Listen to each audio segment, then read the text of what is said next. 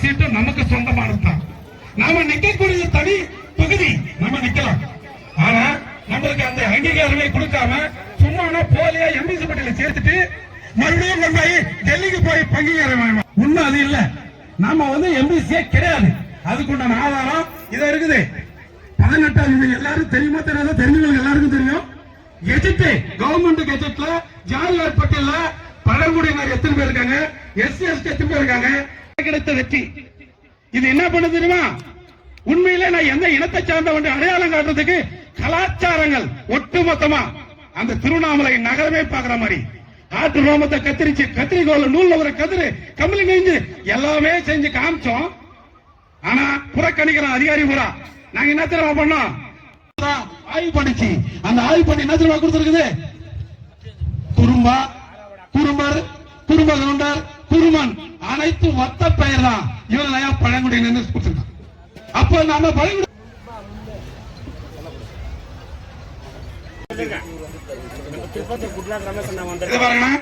இது வந்து என்ன தெரியுமா, இங்க ஆய்வு பண்ண ரிப்போர்ட்ட டெல்லிக்கு அனுப்பிச்சாங்க.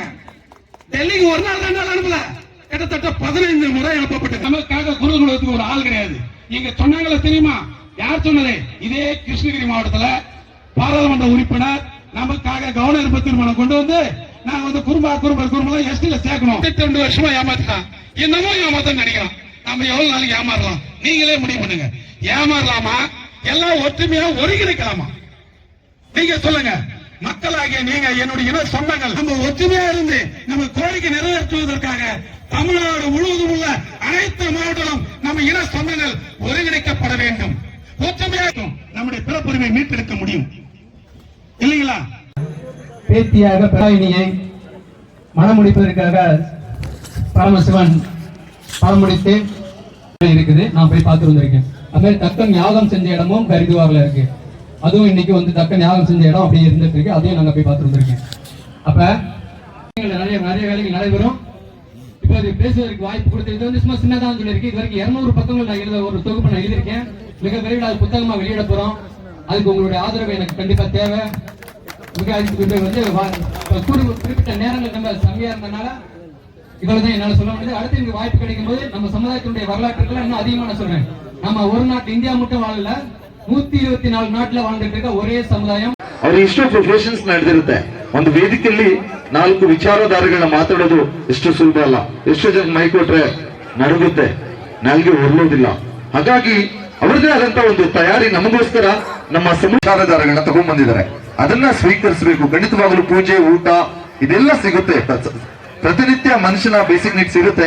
ಇದೀಗ ನಾವು ಮಾತಾಡ್ತಾ ಇದ್ದಾರೆ ನಮ್ಮ ಒಂದು ಉಸ್ತುವಾರಿ ಪಾಪಣ್ಣರಿಗೆ ಜೋರದ ಚಪ್ಪಾಳೆ ಮುಖಾಂತರ ಒಂದು ವೇದಿಕೆಗೆ ಬರಮ.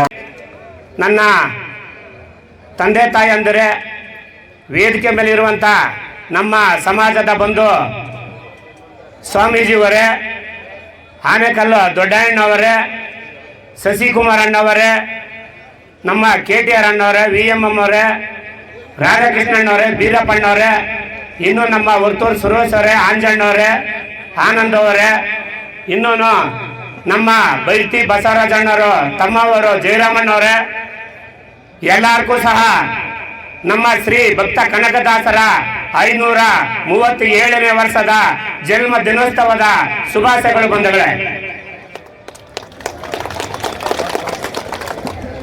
ಬಂಧುಗಳೇ, ದಯವಿಟ್ಟು ನಾವು ಒಂದು ಶಿಸ್ತು ಅನ್ನೋದು ನಮ್ಗೆ ಮುಖ್ಯವಾಗಿರ್ಬೇಕು. ನಮ್ಮ ಸಮಾಜದ ಬಂಧು 500 ಕಿಲೋಮೀಟರ್ನಿಂದ ನಮ್ಮನ್ನ ಉದ್ದೇಶಿಸಿ ಮಾತಾಡ್ಬೇಕು ಅಂತೇಳಿ ಬಂದಿದ್ದಾರೆ. ಎಲ್ಲರೂ ಎದ್ದಿ ಹೋಗ್ತಾ ಇದ್ದೀರಾ, ಕೂತ್ಕೊಳ್ರಿ ಎಲ್ಲ ದಯವಿಟ್ಟು. ಹೊರಗಡೆ ಇರೋಂಥವ್ರು ಬಂದು ಒಳಗಡೆ ಕೂತ್ಕೊಳ್ರಿ ಫಸ್ಟ್. ಹಾಗಾಗಿ ನಮ್ಮ ತಿರುವಣ್ಣಾಮಲೆ ಮುರುಗೇಶ್ ಅಣ್ಣವ್ರು ಹೇಳಿದಂಗೆ ನಮ್ಮ ತಮಿಳುನಾಡು ರಾಷ್ಟ್ರದಲ್ಲಿ 35-40 ಲಕ್ಷ ಓಟಿದ್ದೀವಿ. ಬಾಬಾ ಸಾಹೇಬ್ರ ಅಂಬೇಡ್ಕರ್ ಕೊಟ್ಟಿದ್ದಂತ ಸಂವಿಧಾನ ನಮ್ಗ ತಮಿಳುನಾಡು ರಾಜ್ಯದಲ್ಲಿ ಸಿಕ್ಕಿಲ್ಲ ಅನ್ನೋದಕ್ಕ ನಮ್ಗ ಬಹಳ ಕೇವಲವಾಗಿದ್ದೀರಿ ಬಂಧುಗಳೇ. ಇದು ಯಾಕಪ್ಪ ನಾವಿದ್ದೀರಿ ಅಂದ್ರೆ ನಮ್ಮ ಸಮಾಜದವರು ಒಂದು ಒಗ್ಗಟ್ಟಿಲ್ಲ, ಒಂದು ಸಂಘಟನೆ ಇಲ್ಲ. ಹಂಗಾಗಿ ಇಲ್ಲಿರೋ RCL ಪಕ್ಷಗಳು ನಮ್ಮ ಸಮಾಜದವ್ರನ್ನ ಯೂಸ್ ಮಾಡ್ಕೊಂಡು ಅವರವ್ರು MLA ಆಗಿರ್ಬೋದು, MP ಗಳಾಗಿರ್ಬೋದು, CM ಕೂಟ ಅಂತ ಅವರೇ ಬಂಧುಗಳೇ. ಹಂಗಾಗಿ ನಾವೆಲ್ಲರೂ ಇವತ್ತು ಈ ಕನಕ ಜಯಂತಿನಲ್ಲಿ ಏನಪ್ಪಾ ಅಂದ್ರೆ ಮುಖ್ಯವಾಗಿ ನಾವು ಮಾತಾಡ್ಬೇಕಾಗಿರೋದು, ತಿಳ್ಕೊಂಡಿರೋದು, ಫಸ್ಟ್ ನಾವೆಲ್ಲರೂ ಒಂದಾಗಬೇಕು. ನಮ್ಮ ಕೃಷ್ಣಗಿರಿ ಜಿಲ್ಲಾ ಮಾತ್ರ ಒಂದಾದ್ರೆ ಸಾಲೋದಿಲ್ಲ. ಇಡೀ ತಮಿಳುನಾಡು ಜಿಲ್ಲಾ, ತಮಿಳುನಾಡು ಸ್ಟೇಟ್ ಒಂದಾಗಬೇಕು. ತಿರುವಣ್ಣಾಮಲೈ, ತಿರುಪತ್ತೂರು, ವೇಲೂರು, ಧರ್ಮಪುರಿ, ಕೃಷ್ಣಗಿರಿ ಮಾತ್ರ ಇವತ್ತು ಒಂದು ಸಂಘ ಮಾಡೋಣ ಅಂತೇಳಿ 2 ಮೀಟಿಂಗ್ ಅನ್ನ ನಡೆಸಿದ್ರಿ. ಇಷ್ಟು ಮಾತ್ರ ಆದ್ರೆ ಸಾಲೋದಿಲ್ಲ. ಇಡೀ ತಮಿಳುನಾಡಲ್ಲಿ ಎಲ್ಲ ಒಂದು ಸಾಮುದಾಯಿಕ ಒಂದು ತಲೆವರು ಅಂತ ಅವ್ರೆ, ನಮ್ಮ ಸಮುದಾಯದಲ್ಲಿ ಯಾರು ಒಂದು ತಲೆವರು ಅಂತೇಳಿ ಆಚೆ ಬಂದಿಲ್ಲ. ಕಾರಣ ಏನು? ಇಲ್ಲಿರೋ ರಾಜಕೀಯ ಪಕ್ಷಗಳು ನಮ್ಮನ್ನ ಯೂಸ್ ಮಾಡ್ಕೊಂಡು ನಮ್ಮನ್ನ ಮೂಲೆನಲ್ಲೇ ಇಟ್ಟವ್ರೆ, ಕುರಿಗಳು ಮೆಚ್ಕೊಂಡು ದನಗಳು ಮೆಚ್ಕೊಂಡಿರ್ರಿ ಅಂತೇಳಿ. ಅವಾಗ ಯಾರು ಮುಟ್ಟಾದ್ರು? ನಾವ್ದ ಮುಟ್ಟಾದ್ರು. ಹಂಗಾಗಿ ಬರೋ ಕಾಲದಲ್ಲಿ ನಾವು 2026ರಲ್ಲಿ ತಮಿಳುನಾಡಲ್ಲಿ ಯಾವೊಂದು ರಾಜಕೀಯ ಪಕ್ಷದಲ್ಲಿ ನಮ್ಗ ಒಂದು 5-6 ಸೀಟ್ನ ನಾವು ಪಡಿಬೇಕು ಅಂದ್ರೆ ಎಲ್ಲ ಜಿಲ್ಲೆಗಳಲ್ಲಿ ಸಂಘಟನೆ ಮಾಡ್ಬೇಕು ಅಂದ್ರೆ ಇವತ್ತು ತಿರುಪತ್ತೂರವರು, ಧರ್ಮಪುರಿಯವರು, ವೇಲೂರವರು, ತಿರುವಣ್ಣಾಮಲೈ ಅವರು ಬಂದಿದ್ದಾರೆ. ನನ್ನ ಸಮಾಜ ಅಣ್ಣ ತಮ್ಮಂದರು ಅವ್ರಕ ನಾ ಈ ಕನಕ ಜಯಂತಿ ಮುಖಾಂತರ ಹೇಳೋದೇನು ಅಂದ್ರೆ ಎಲ್ಲಾನ ಒಣ್ಣಾಗಿ ಎಲ್ಲ ತಮಿಳುನಾಡಿಗೆ ಒಂದು ಮಾನಾಡು ನಡ್ಕೊಂಡು ಮಾಡಿರ್ತಾನ ನಾನು ಕೇಳ್ರು ನಡ್ತನಮ್ಮ ನೀನ್ சொல்றீங்க ಮಾಡೋಣ ಮಾಡೋಣ ಅಂದ್ರೆ ನಮ್ಮ ಈ ಕುರುಬರ ದನಿ ತಮಿಳುನಾಡಲ್ಲಿ ಸ್ಟೇಟಲ್ಲಿ ಚೆನ್ನೈಯಲ್ಲಿ ಕಳಿಸ್ಬೇಕು. ಶ್ರೀ ಮಹಾಭಕ್ತ ಕನಕದಾಸರಿಗೆ ಧ್ವನಿ ಹಿಂದೆ ತಾಯಂದ್ರು ಎಲ್ರಿಗೂ ಸಹ ಧ್ವನಿ ಇನ್ನೂ ಬರಬೇಕು. ಈ ಧ್ವನಿ ಯಾರಿಗೆ ಕೇಳಿಸ್ಬೇಕು? ಈ ತಮಿಳುನಾಡು ರಾಜ್ಯದಲ್ಲಿರೋ ಎಲ್ಲ ಅರಸಿಯಲ್ ತಲೆವರ್ಗಳು ಕೇಳಿಸ್ಬೇಕು. ಚೆನ್ನಾಗ ಶ್ರೀ ಮಹಾಭಕ್ತ ಕನಕದಾಸರಿಗೆ, ಶ್ರೀ ಮಹಾಭಕ್ತ ಕನಕದಾಸ 2 ಕೈಯನ್ನು ಎತ್ತಿ ಶ್ರೀ ಮಹಾಭಕ್ತ ಕನಕದಾಸರಿಗೆ, ಶ್ರೀ ಮಹಾಭಕ್ತ ಕನಕದಾಸರಿಗೆ ಮಾಡ್ತೀರಾ? ಯಾವಾಗ? 2023ರಲ್ಲಿ 6 ಸೀಟಿನ ನಮ್ಮಕ ಕೊಡಿಲ್ಲ ಅಂದ್ರೆ ಏನ್ ಮಾಡ್ಬೇಕು? ನಮ್ಮಕ ಯಾರು ಕೊಡಲ್ವೋ ಅವ್ರನ್ನ ನಾವು ಸೋಲ್ಸ್ಬೇಕು ಅಂದ್ರೆ ಏನು? ಎಲ್ಲ ಒಗ್ಗಟ್ಟಾಗ್ಬೇಕು. ಆಗ್ತೀರಾ? ಹಂಗಾಗಿ ಕಾಲಾವಕಾಶ ಇಲ್ಲ. ಎಲ್ಲಾನು ಒಬ್ಬೊಬ್ರು ಓದ್ತಾವ್ರೆ, ಹಿಂದೆ ಕಡೆ ಇರೋರಲ್ಲ ಮುಂದೆ ಬನ್ನಿ. ಹಂಗಾಗಿ ನನ್ನ ಪ್ರೀತಿಯ ಆತ್ಮೀಯರಾದಂತ ಬೆಳಗನಹಳ್ಳಿ ಶ್ರೀನಿವಾಸ ರೆಡ್ಡಿ ಅವರೇ ಮತ್ತು ನಮ್ಮ ಕೆಳಮಂಗಲದಿಂದ ಇವಾಗ ಬಂದವ್ರೆ ಬಾಲಣ್ಣವ್ರೆ, ಇನ್ನು ನಮ್ಮ ಸಮಾಜದ ಯಾರನ್ನ ನಾವು ಗೌಡರುಗಳಾಗಿರ್ಬೋದು, ತಲೆವರ್ಗಳಾಗಿರ್ಬೋದು ಬಿಟ್ಟಿದ್ರೆ ಈ ಕನಕ ಜಯಂತಿ ಪರವಾಗಿ ಕ್ಷಮೆಯನ್ನ ಕೋರ್ತೀನಿ ಬಂದ್ರೆ ಯಾರು ತಪ್ಪಾಗಿ ತಿಳ್ಕೊಂಬಾರ್ದು. ಹಂಗಾಗಿ ನಾವೆಲ್ಲಾನು ಒಗ್ಗಟ್ಟಿರ್ತೀವಿ ಅಂತೇಳಿ ವೇದಿಕೆ ಮೇಲೆ ಇರೋ ನಾಯಕರನ್ನ ಎಲ್ರೂ ಹೆಸರುಗಳು ಹೇಳಕ್ಕಾಗಿಲ್ಲ. ಸನ್ಮಾನವನ್ನ ವೇದಿಕೆಯಲ್ಲಿರೋರನ್ನ ಫಸ್ಟ್ ಸನ್ಮಾನ ಮಾಡಿದಾದ್ಮೇಲೆ ನಮ್ಮ ಕರ್ನಾಟಕ ರಾಜ್ಯ ಸಂಗೊಳ್ಳಿ ರಾಯಣ್ಣ ಬ್ರಿಗೇಡ್ ಆನೇಕಲ್ ದೊಡ್ಡಯ್ಯನವರು ಮಾತಾಡ್ತಾರೆ. ಆಮೇಲೆ ನಮ್ಮ ಸಮಾಜ ಬಂದು ನಿಮ್ಮ ಮೆಚ್ಚಿನ ಗುರುಗಳು ಮಾತಾಡ್ತಾರೆ. ಇದೆಲ್ಲ ಆದ್ಮೇಲೆ ತೆಂಗಿನಕಾಯಿ ಪವಾಡವನ್ನ ನಡೆಸಿ ದೇವರುಗಳನ್ನ, ನಮ್ಮ ಮನೆ ದೇವರುಗಳನ್ನ ಕಳಿಸ್ಕೊಟ್ಬಿಟ್ಟು ನಾವೆಲ್ಲರೂ ಹೋಗ್ಬೇಕಂತೇಳಿ ನಿಮ್ಮನ್ನ ಉದ್ದೇಶಿಸಿ ನಮ್ಮ ಕನಕ ಜಯಂತಿನ ಉದ್ದೇಶಿಸಿ ಬಂದಿರ್ತ ಅಣ್ಣ ತಮ್ಮಂದಿರಿರ್ಬೋದು, ಅಕ್ಕ ತಂಗಿರಿರ್ಬೋದು, ಎಲ್ಲ ನನ್ನ ಮೆಚ್ಚಿನ ಬಂಧುಗಳ ನಮಸ್ಕಾರಗಳನ್ನು ಹೇಳ್ಕೊಂಡು ನನ್ನ ಮಾತುಗಳನ್ನ ಮುಗಿಸ್ಕೊಂಡ್ರಿ ಬಂದವ್ರೆ. ಈ ಸಮಾಜದಲ್ಲಿ ಹುಟ್ಟಿದಂತಹ ಒಬ್ಬ ಪುರುಷ ತನ್ನ ಕ್ರಾಂತಿಯ ಮುಖಾಂತರ ಹೆಸರು ಮಾಡಿದಂತಂದವರು. ಈಗಾಗಲೇ ಸುರೇಶ್ ಅವರು ಹೇಳಿದ್ರು, ದೊಡ್ಡವರು ಮಾತಾಡ್ತಾರೆ. ಬಹುಶಃ ನಾನ್ ಮಾತಾಡಿದ್ದೇನಲ್ಲ, ಅದು ನಾನು ಹೇಳಿದ್ ಯಾವುದೂ ಅಲ್ಲ. ನನಗಿಂತ ಅನೇಕ ಹಿರಿಯರು ಈ ದೇಶದಲ್ಲಿ ತನ್ನದೇ ಆದಂತ ಚಾಪುಗಳನ್ನ ಕನಕದಾಸರ ಬಗ್ಗೆ ಮೂಡಿಸಿ ಹೋಗಿದ್ರು. ಅವ್ರು ಹೇಳಿದ್ರು, ಕುಲ ಎಂದುವಳಿದಾಡದಿರಿ, ನಿಮ್ಮ ಕುಲದ ನೆಲೆಯನ್ನೇನಾದರೂ ಬಲ್ಲಿರ ಅಂತ ತನ್ನ ಬೀದಿಗಳಲ್ಲಿ ಜೋಳಿಗಳಿಂದ ತುಂಬಿಕೊಂಡು ತನ್ನ ಪ್ರಚಾರವನ್ನು ಮಾಡದಂತಹ ವ್ಯಕ್ತಿ. ಇವತ್ತು 2 ಸಾಮ್ಯತೆಯ ವಿಶೇಷವಾದ ದಿನ. ಇವತ್ತು ಕರ್ನಾಟಕದಲ್ಲಿ ತನ್ನದೇ ಆದಂತ ಚಾಪು ಮೂಡಿಸ್ತದಂತ ರಾಷ್ಟ್ರಕವಿ ಕುವೆಂಪುರವರ ಹುಟ್ಟಿದಂತ ದಿನ. ಎಂತ ಸೌಭಾಗ್ಯದ ದಿನ ನೀವತ್ತು ಕನಕ ಜಯಂತಿಯನ್ನು ಆಚರಣೆ ಮಾಡ್ತಾ ಇದ್ರಂತೆ. ಭಾರತಕ್ಕೆ ವಿಶ್ವ ಮಾನವನ ಸಂದೇಶವನ್ನು ಸಾರದಂತಹ ಕವಿ ಯಾರಾದ್ರೂ ಇದ್ರೆ ಜೈ ಭಾರತ ಜನನೀಯ ತನುಜಾತೆ, ಜಯ ಹೇ ಕರ್ನಾಟಕ ಮಾತೆ ಅಂತೇಳಿ ಭಾರತವನ್ನು ಲೋಕಮಾನ್ಯ ಕವಿ ಕುವೆಂಪುರವರ ಜನ್ಮ ದಿನಾಚರಣೆ ಇವತ್ತು. ಅಂತಹ ದಿನ ಇವತ್ತು ಭಕ್ತ ಕನಕದಾಸರ 537ನೇ ದಿನಾಚರಣೆಯನ್ನು ಮಾಡ್ತಾ ಇದ್ದೀವಿ. ಸಂತ ಭಕ್ತ ಕನಕದಾಸರ ದಿನಾಚರಣೆಯನ್ನು ಪ್ರತಿ ವರ್ಷ ಮಾಡ್ತೇನೆ ನಾನು. ಬಹುಶಃ ಇದು ಈ ಊರಲ್ಲಿ ಕನಕ ಜಯಂತಿ ಪ್ರಾರಂಭ ಆದಾಗಿಂದ ಶಿವರಾಜ್ ಅವ್ರಿಗೆ ಗೊತ್ತಿರುವುದು ಬಹುಶಃ ಮೊದಲನೇ ಕನಕ ಜಯಂತಿಯಿಂದ ಬಹುಶಃ ನಾನು ಇಲ್ಲಿ ಭಾಷಣ ಮಾಡಿದ್ದೀನಿ. ಆವತ್ತಿಂದ ಇವತ್ತಿನಕ್ಕೆ ಏನ್ ವ್ಯತ್ಯಾಸ ಅಂದ್ರೆ, ನೀವು ಸ್ಟೇಜ್ ಹಾಕಿರ್ಬೋದು, ಸ್ವಲ್ಪ ಸಂಖ್ಯೆ ಜಾಸ್ತಿ ಆಗಿರ್ಬೋದು, ಶಿಸ್ತೇನಾದ್ರೂ ಬಂದಿದೆ ಅಂದ್ರೆ ಖಂಡಿತ ಇಲ್ಲ, 0% ಅಲ್ಲೇ ಇದ್ದಾರೆ. 2-3 ಕಾರಣ. ಒಂದು, ಆರ್ಗನೈಸರ್ಸ್ ತಾವು ಮಾಡುವಂತ ಕಾರ್ಯಕ್ರಮಕ್ಕೆ ಜನ ಸೇರ್ಸೋ ಕಡೆ ಗಮನ ಹರಿಸ್ತಾ ಇರ್ತಾರೆ. 2-3 ವಿಚಾರಗಳು ನಾವು ಬಹಳ ಶಿಸ್ತಿಂದ ಅರ್ಸ್ಕೋಬೇಕಣ್ಣ. ನಾವು ಎಷ್ಟೇ ಶಿಸ್ತಿಂದ ಕಾರ್ಯಕ್ರಮ ಮಾಡಿದ್ರು ನಮ್ಮ ಧ್ವನಿ ಇಲ್ಲಿಂದ ಆಚೆ ಹೋಗ್ಬೇಕು, ಅವಾಗಷ್ಟೇ ಕಾರ್ಯಕ್ರಮಕ್ಕೆ ಬೆಲೆ ಬರುತ್ತೆ. ನೀವು ಹಾಕಿರೋ ಸ್ಪೀಕರ್ ನನಗೆ ಕೇಳಿಸ್ತಾ ಇಲ್ಲ, ಇನ್ನು ಹೊರಗಡೆ ಇರೋರ್ಗೆ ಏನ್ ಕೇಳಿಸ್ತದೆ? ನಿಮ್ ಧ್ವನಿ ಎಲ್ಲಿ ಕೇಳಿಸ್ಬೇಕು ಅಂದ್ರೆ, ಊರಿನ ಗಲ್ಲಿಗಳಲ್ಲಿ ಕುರುಬರು ಸೇರಿದ್ದಾರೆ ಇವತ್ತು ಈ ಊರಲ್ಲಿ ಏನೋ ಒಂದು ಕ್ರಾಂತಿ ಆಗ್ತದೆ ಅಂತ ಭಯ ಹುಟ್ಟಬೇಕು. ಅವತ್ತೇ ನಿಮ್ಗೆ ಈ ಸಮಾಜಕ್ಕೆ ಬೆಲೆ ಬರ್ತದೆ. ನೀವೇ 15-20 ಜನ ಸೇರ್ಕೊಂಡು ನಿಮಗ್ ನೀವೇ ಟಮಟೆ ಹೊಡ್ಕೊಂಡ್ರೆ ನಿಮ್ ಟಮಟೆ ಸೊತ್ತು ಈ ಊರಿಂದ ಹೊರಗಡೆನೆ ಹೋಗಲ್ಲ. ಇಲ್ಲಿ ಆಚೆ ಹೋಗ್ಬೇಕಾದ್ರೆ ಓಟಿ ಕುಡ್ಕೊಂಡ್ರೆ ಅಲ್ಲಿ ಯಾರೋ ಸೇರಿದ್ರಪ್ಪ ಅಂತ ಹೇಳ್ಬಿಟ್ಟು ಸುಮ್ನೆ ಅವ್ರು ಪಾಡ್ಕೊಂಡು ಹೋಗ್ಬಿಡ್ತಾರೆ. ಹಾಗಾಗಿ ಈ ಕಾರ್ಯಕ್ರಮಕ್ಕೆ ಬೇಕಾಗಿರ್ತಕ್ಕಂಥ ಪೂರ್ವ ಯೋಜನೆಗಳು ಮಾಡ್ಕೋಬೇಕು. ಏನ್ ಕಾರ್ಯಕ್ರಮನ ಹಾಕೊಂಡ್ರೆ, ಯಾವ ಕಾರ್ಯಕ್ರಮವನ್ನ ಈ ಊರಿಗೆ ಹಾಕಿದ್ರೆ, ಈ ಸಮಾಜದ ದೃಷ್ಟಿಕೋನಕ್ಕೆ ಹಾಕೊಂಡ್ರೆ ನಾವು ಅವ್ರಿಗೆ ಶಿಸ್ತು ಕಲಿಸ್ಬೇಕು. ಆ ಶಿಸ್ತಿನ ಮುಖಾಂತರ ಈ ಸಮಾಜವನ್ನ ಗಟ್ಟಿಯಾಗಿ ನಿಲ್ಲಿಸಬೇಕಾಗ್ತದೆ ಅನ್ನುವಂತ ಯೋಜನೆಯನ್ನ ಒಬ್ಬ ನಾಯಕ ಹಾಕೋಬೇಕು. ಅವತ್ತು ನಾವು ಸಕ್ಸಸ್ ಆಗ್ತೀವಿ.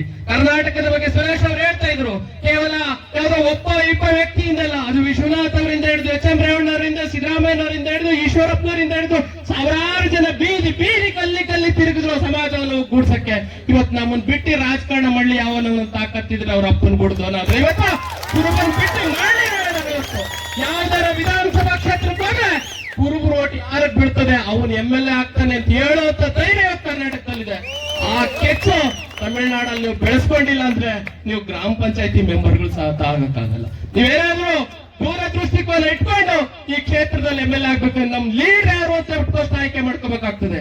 ಅವನಿಂದ ಹೋದ್ರೆ ಈ ಸಮಾಜ ಗಟ್ಟಿಯಾಗಿ ಉಳಿತೈತಾ?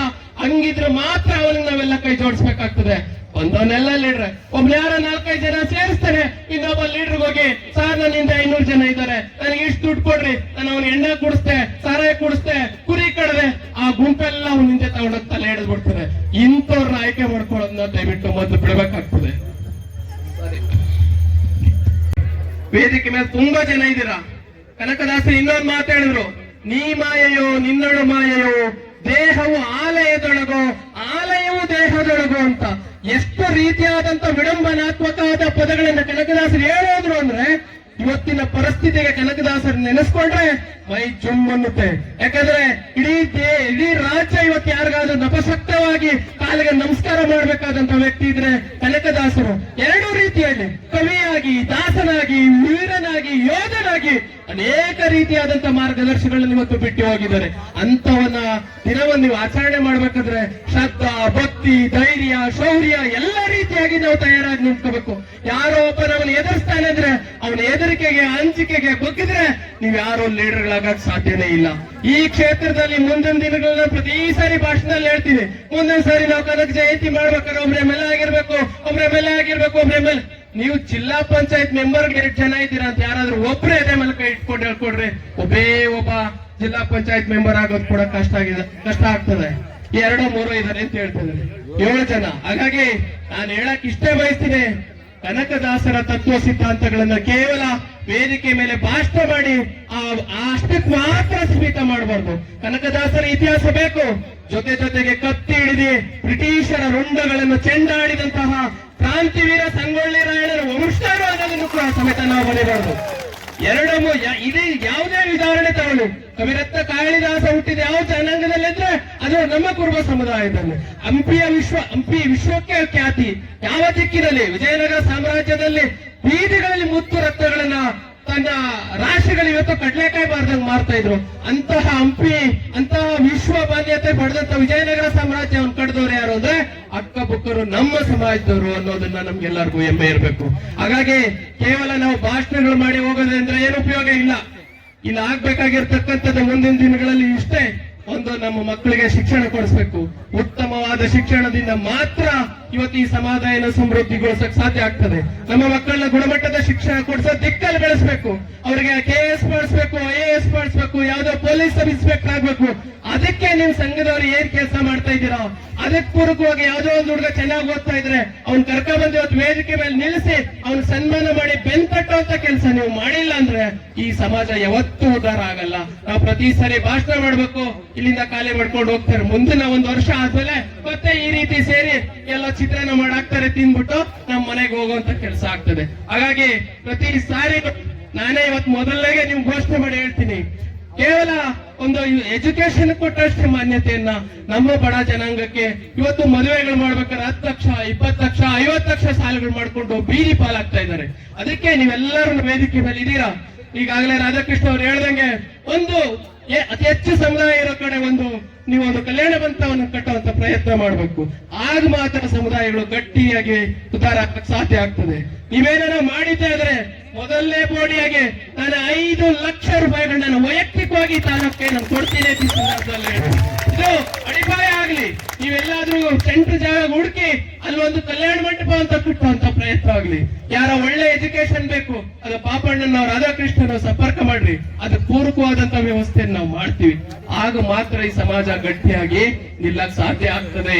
ಇಲ್ಲ ಅಂದ್ರೆ ಯಾರ್ದೋ ಪೊಲೀಸರ ಬೂಟೆ ಇಟ್ಕೋ ಲಾಠಿ ಇಟ್ಕೋ ತಿನ್ಕೊಂಡು ನೀವು ಬೆಂಗಳೂರು ಸುತ್ಕೋತಾ ಇರ್ತಕ್ಕಂತ ಗಾರ್ಮೆಂಟ್ಸ್ ಗಳಲ್ಲೂ ಡ್ರೈವರ್ಗಳಾಗಿ ತುಂಬಾ ಜನ ಬಂದು ಮಾತಾಡಿಸ್ತಾರೆ, ಅಣ್ಣ ನಾನು ಆ ಟ್ರಾವೆಲ್ಸ್ ಅಲ್ಲಿ ಕೆಲಸ ಮಾಡ್ತೀನಿ, ನಾನು ಈ ಫ್ಯಾಕ್ಟ್ರಿ ನಾನೇನೋ ಬಹಳ ದೊಡ್ಡ ಕೆಲಸ ಮಾಡ್ತಾರೆ ಅಂತ ಅನ್ಕೊಂಡಿರ್ತೀನಿ. ಬಟ್ ಅಲ್ಲಿ ಹೋದ್ಮೇಲೆ ಗೊತ್ತಾಗ್ತದೆ ನಾನು ಯಾವ್ದೋ ಲೇಬರ್ ಕಾಂಟ್ರಾಕ್ಟ್ ಆಗಿ ಕೆಲಸ ಮಾಡ್ತಾ ಇರ್ತಾನೆ ಅಂತ.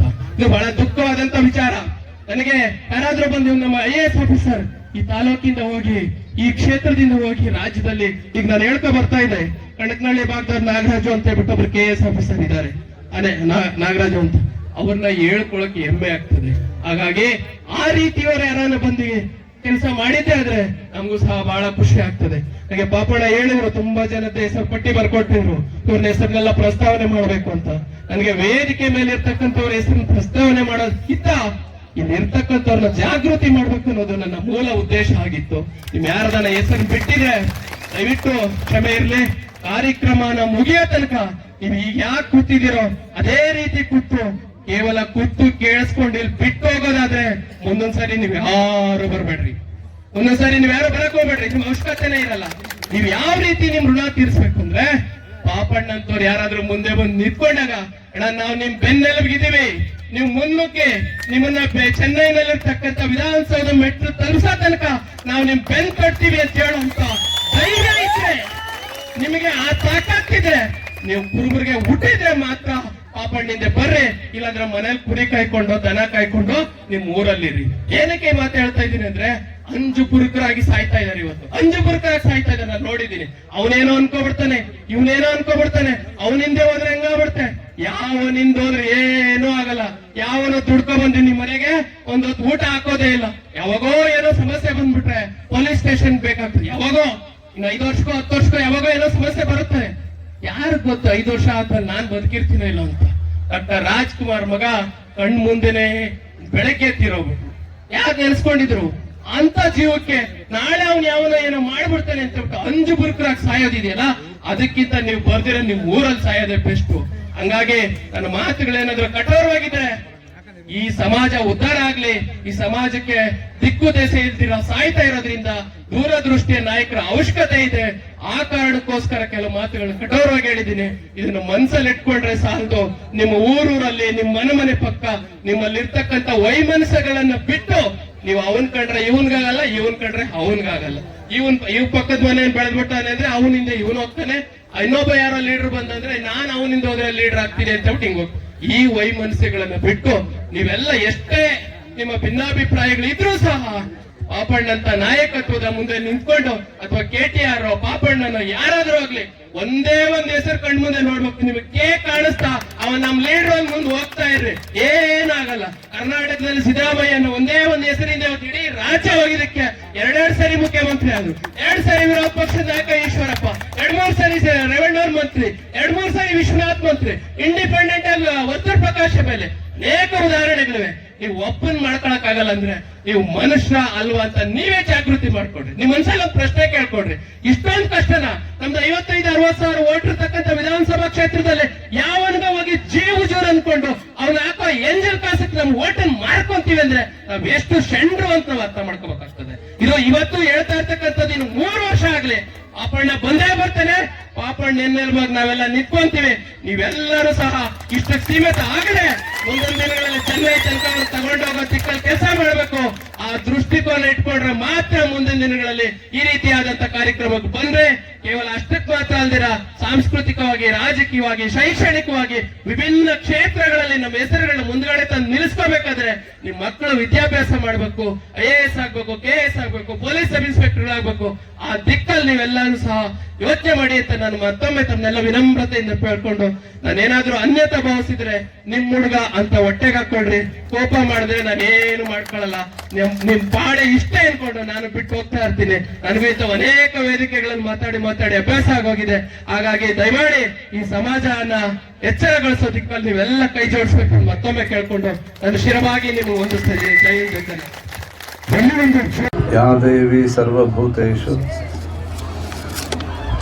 ಶಕ್ತಿರೂಪೇಣ ಸಂಸ್ಥಿತ ನಮಸ್ತಸ್ಯೈ ನಮಸ್ತಸ್ಯೈ ನಮಸ್ತಸ್ಯೈ ನಮೋ ನಮಃ.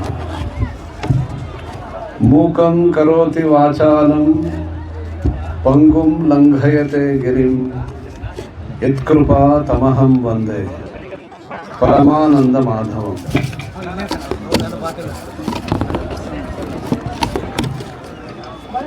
ದಾಸಶ್ರೇಷ್ಠರಾದಂತಹ ಕನಕದಾಸರ ಪಾದಪದ್ಮಗಳಲ್ಲಿ ನನ್ನ ಭಕ್ತಿಪೂರ್ವಕ ಪ್ರಣಾಮಗಳನ್ನು ಸಲ್ಲಿಸ್ತಾ, ವೇದಿಕೆಯ ಮುಂಭಾಗದಲ್ಲಿರುವಂತಹ ಪ್ರಣಾಮಗಳನ್ನು ಸಲ್ಲಿಸ್ತಾ, ಕನಕದಾಸರ 537ನೆಯ ಜಯಂತಿ ಉತ್ಸವದ ಈ ಶುಭ ಸಂದರ್ಭದಲ್ಲಿ ವೇದಿಕೆಯಲ್ಲಿ ಆಸೀನರಾಗಿರ್ತಕ್ಕಂತಹ ಶ್ರೀಮಾನ್ ಆನೇಕಲ್ ದೊಡ್ಡಯ್ಯ ಅವರೇ, ಶ್ರೀ ಪಾಪಣ್ಣ ಅವರೇ, ಅಣ್ಣ ಆದ್ಮೇಲೆ ಯಾರು ಬಹಳ ಪ್ರಸಿದ್ಧರಾಗಿದ್ದು? ಕಾಮರಾಜ್, ಆಮೇಲೆ ಹಾಗೆ ನಮ್ಮ KTR ಕೂಡ ಅಷ್ಟು ಪ್ರಸಿದ್ಧಿ ಆಗಬೇಕು ಮುಂದೆ. 6ರಲ್ಲೇನೋ ಶಕ್ತಿ ಇದೆ. MGR, KTR, ಪಾಪಣ್ಣವರು ಏನಾದರೂ 6 ಸೇರಿಸ್ಕೊಂಡ್ರೆ ಒಳ್ಳೇದು.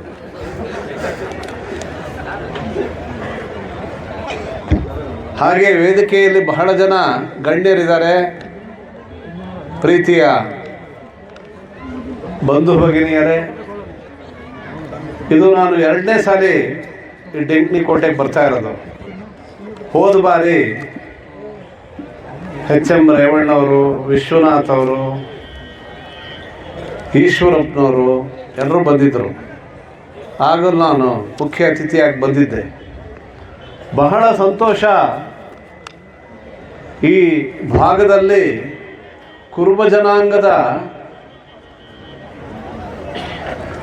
ಲಕ್ಷಾಂತರ ಜನ ಇರೋದು ಬಹಳ ಸಂತೋಷದ ವಿಷಯ. ಆದರೆ ನಿಮಗೆಲ್ಲ ಬಹಳ ಹೆಮ್ಮೆಯ ವಿಷಯ ಒಂದು ಹೇಳ್ತೇನೆ. ಇಡೀ ಭಾರತವನ್ನು ಮೊದಲು ಅಖಂಡ ಭಾರತವನ್ನು ಆಳಿದ್ಯಾರು ಗೊತ್ತಾ ನಿಮ್ಗೆ? ಯಾರಿಗಾದ್ರು? ಕುರುಬ ಜನಾಂಗದ ಚಂದ್ರಗುಪ್ತ ಮೌರ್ಯ. ಕರ್ನಾಟಕದಲ್ಲಿ ಹೆಸರು ಮಾಡಿದಂತಹ ವಿಜಯನಗರ ಸಾಮ್ರಾಜ್ಯದ ಸ್ಥಾಪಕರು ಕೂಡ ಕುರುಬ ಜನಾಂಗದವರು, ಹಕ್ಕಬುಕ್ಕರು. ಇಡೀ ದೇಶದ ಪ್ರತಿಯೊಂದು ದೇವಸ್ಥಾನವನ್ನು ಧ್ವಂಸ ಮಾಡಿದ್ದಂತಹ 1000 ವರ್ಷಗಳು ಮುಸಲ್ಮಾನರು, ಬ್ರಿಟಿಷರು ಆ ಕಾಲದಲ್ಲಿ ನಾಶವಾಗಿದ್ದಂತಹ ನಮ್ಮ ದೇವಸ್ಥಾನಗಳನ್ನು ವ್ಯವಸ್ಥಿತವಾಗಿ ಜೀರ್ಣೋದ್ಧಾರ ಮಾಡಿ ಎಲ್ಲ ದೇವಸ್ಥಾನಗಳಿಗೂ ಮತ್ತೆ ಒಂದು ಪುನರುತ್ಥಾನ ಮಾಡಿದಂತಹ ಮಹಾನ್ ಒಬ್ಬಳು ಮಾತೆ ಇದ್ದಾಳೆ. ಅವಳು ಕುರುಬ ಜನಾಂಗದವಳು. ಯಾರು ಗೊತ್ತಾ? ಅಹಲ್ಯಾಬಾಯಿ ಹೋಳ್ಕರ್. ಇಷ್ಟೆಲ್ಲ ದೊಡ್ಡ ವ್ಯಕ್ತಿಗಳನ್ನು ಕೊಟ್ಟಂತಹ ಈ ಸಮಾಜ ಇವತ್ತು ಸಂಸ್ಕೃತ ಸಾಹಿತ್ಯದಲ್ಲಿ ಯಾರಾದರೂ ಸಂಸ್ಕೃತದ ಹೆಸರನ್ನು ಹೇಳಬೇಕಂದ್ರೆ ಕಾಳಿದಾಸನ ಹೊರತು ಸಂಸ್ಕೃತವೇ ಇಲ್ಲ. ಅಂತಹ ಶ್ರೇಷ್ಠ ಕಾಳಿದಾಸನನ್ನು ಕೊಟ್ಟಂತಹ ಒಂದು ಸಮಾಜ ಈ ಒಂದು ಕುರುಬ ಸಮುದಾಯ. ಆದರೆ ಶಿಕ್ಷಣವನ್ನು ಕಡೆಗಣಿಸಿ, ಆಗಲೇ ಆನೇಕಲ್ ದೊಡ್ಡಯ್ಯ ಅವರು ಹೇಳಿದ್ರು, ಶಿಕ್ಷಣವಿಲ್ಲದೆ ಇದ್ದರೆ ಶಕ್ತಿ ಬರೋದಿಲ್ಲ.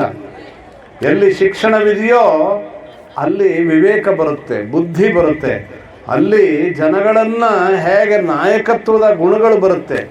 ಅದರಿಂದ ಪ್ರೀತಿಯ ಬಂಧುಗಳೇ, ಮೊದಲು ಇಡೀ ಭಾರತವನ್ನು ಸಂಚರಿಸಿ ಸ್ವಾಮಿ ವಿವೇಕಾನಂದರು ಈ ನಮ್ಮ ಭಾರತ ಇಷ್ಟೊಂದು ಹಿಂದುಳಿದು ಬಿಟ್ಟಿದೆಯಲ್ಲ, ಸಾವಿರಾರು ವರ್ಷಗಳ ಹಿಂದೆ ಅಲೆಕ್ಸಾಂಡರ್ ಇಡೀ ಜಗತ್ತನ್ನು ಗೆದ್ದು ಭಾರತಕ್ಕೆ ಬಂದಂಥ ಸಂದರ್ಭದಲ್ಲಿ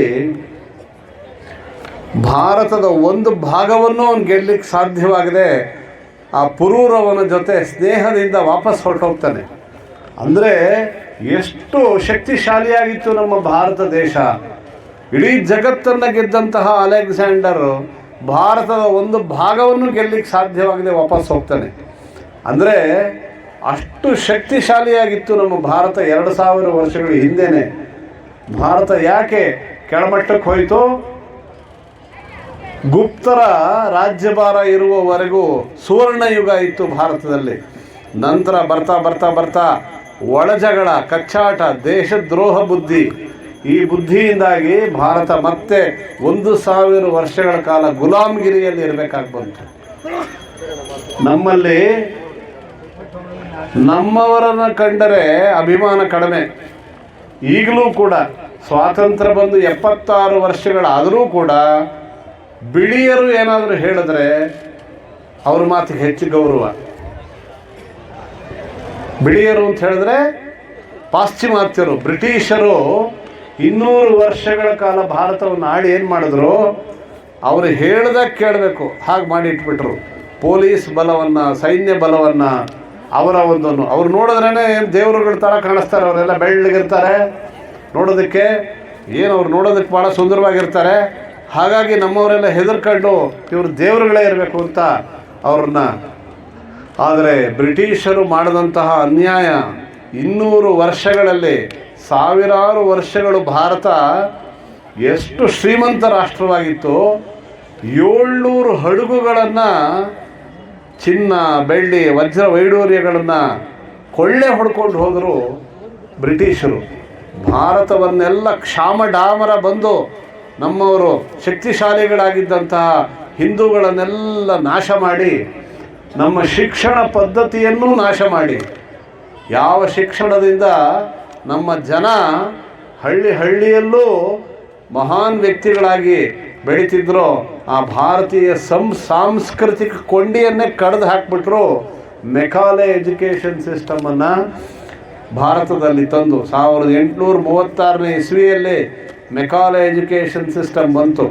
ಅಲ್ಲಿ ಅದಕ್ಕೆ ಹಿಂದೆ ಇದ್ದಂತಹ ನಮ್ಮ ಶಿಕ್ಷಣ ಪದ್ಧತಿಯ ಗುರುಕುಲಗಳನ್ನು ಎಲ್ಲರನ್ನು ಕೊಂದು ನಾಶ ಮಾಡಿ ಈ ಮೆಕಾಲೆ ಎಜುಕೇಷನ್ ಸಿಸ್ಟಮ್ ತಂದರು. ಅಲ್ಲಿಂದ ಈಚೆಗೆ ನಮಗೆ ಭಾರತದ ಸಂಸ್ಕೃತಿ, ಆಧ್ಯಾತ್ಮ, ಇದರ ಎಲ್ಲದರ ಮೇಲೆ ಗೌರವ ಕಡಿಮೆ ಆಯಿತು. ಹಾಗಾಗಿ ಸ್ವಾಮಿ ವಿವೇಕಾನಂದರು ಇಡೀ ಭಾರತವನ್ನು ಕಾಲ್ನಡಿಗೆಯಲ್ಲಿ ಸಂಚರಿಸಿದಾಗ ಈ ಭಾರತವನ್ನು ಹೇಗೆ ಮೇಲೆತ್ತೋದು, ಇಷ್ಟು ಮೇಲಿದ್ದಂತಹ ರಾಷ್ಟ್ರ ಇವತ್ತಿಷ್ಟು ಕೆಳಗೆ ಹೇಗೆ ಬಂತು ಅಂಥೇಳಿ ಯೋಚನೆ ಮಾಡಿ ಅವ್ರು ಹೇಳ್ತಾರೆ, ಭಾರತೀಯರಿಗೆ ಮೊದಲು ಕೊಡಬೇಕಾದ್ದು ಶಿಕ್ಷಣ. ಅವರಿಗೆ ಹಣ ಅಲ್ಲ, ಶಿಕ್ಷಣವನ್ನು ಕೊಡಿ. ಶಿಕ್ಷಣವಿದ್ದರೆ ಅವನೇ ಅವನ ಕಾಲ ಮೇಲೆ ನಿಂತ್ಕೋತಾನೆ, ಅವನ ಊಟವನ್ನು ಅವನೇ ಸಂಪಾದನೆ ಮಾಡ್ಕೋತಾನೆ, ಅವನ ಕುಟುಂಬವನ್ನು ಅವನೇ ಸಾಕ್ತಾನೆ. ಅಷ್ಟೇ ಅಲ್ಲದೆ ಅವನು ಹೆಚ್ಚಿನ ವಿದ್ಯೆಯನ್ನು ಗಳಿಸಿದ್ರೆ ನಾಯಕನಾಗ್ತಾನೆ, ದೇಶಕ್ಕೆ ಒಳಿತು ಮಾಡ್ತಾನೆ, ಜಗತ್ತಿಗೆ ಒಳಿತು ಮಾಡ್ತಾನೆ.